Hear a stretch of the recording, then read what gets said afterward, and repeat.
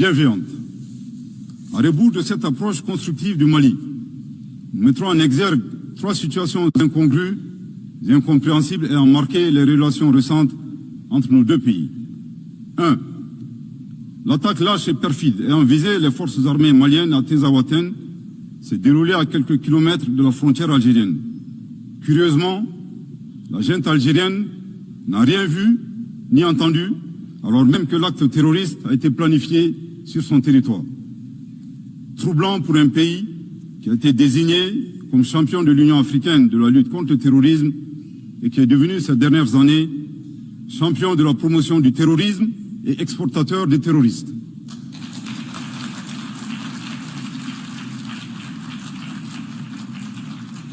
Deux, comme annoncé, la junte algérienne a annoncé un drone malien acheté sur fonds propres à la sueur du contribuable malien au motif fallacieux de la violation de leur espace aérien.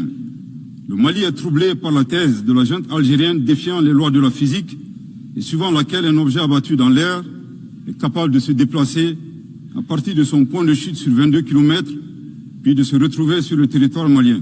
En effet, il est utile de souligner que les débris du drone malien se sont retrouvés sur le territoire malien, validant nos arguments.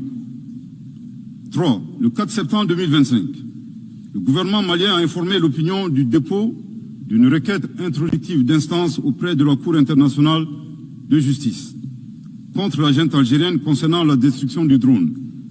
Dans un communiqué du ministère algérien des Affaires étrangères, en date du 19 septembre 2025, nous avons appris avec une profonde stupéfaction une allégation suivant laquelle le dépôt de la requête malienne a été motivé par la conférence de presse du ministre algérien des Affaires étrangères, intervenue le 13 septembre 2025 et lors de laquelle il niait le dépôt de la requête malienne auprès de la Cour internationale de justice.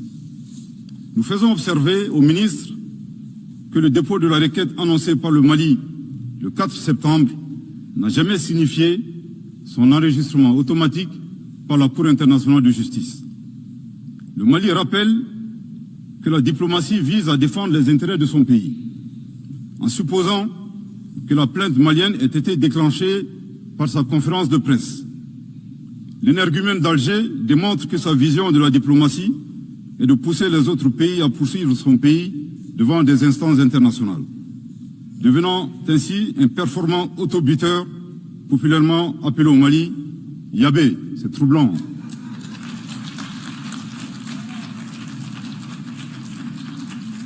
Au passage, le Mali rend un vibrant hommage au ministre des Affaires étrangères de la junte algérienne. En effet, le mensonge corrompant tout, il vient doter toute crédibilité à la version algérienne de la destruction du drone malien. Aussi, nous n'avons point été surpris par la fuite en avant de la junte algérienne qui a refusé de donner son consentement à la compétence de la Cour internationale de justice suite à l'affaire de la destruction du drone malien, craignant ainsi d'être démasqué publiquement comme agresseur et soutien du terrorisme international. Au regard de ces 3 points insolites, le Mali recommande à la junte algérienne, d'une part, de faire sienne cette citation de Amadou Hampâté-Bâ dans Vie et enseignement de Thierno Bokar, le sage de Badiangara, je cite, « Certaines vérités ne nous paraissent invraisemblables que tout simplement parce que notre connaissance ne les atteint pas. » Fin de citation. Nous les invitons à chercher à connaître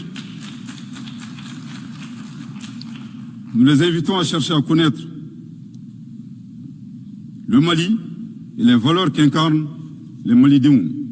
Aussi, face aux assauts et à l'adversité, nous ne serons pas des spectateurs.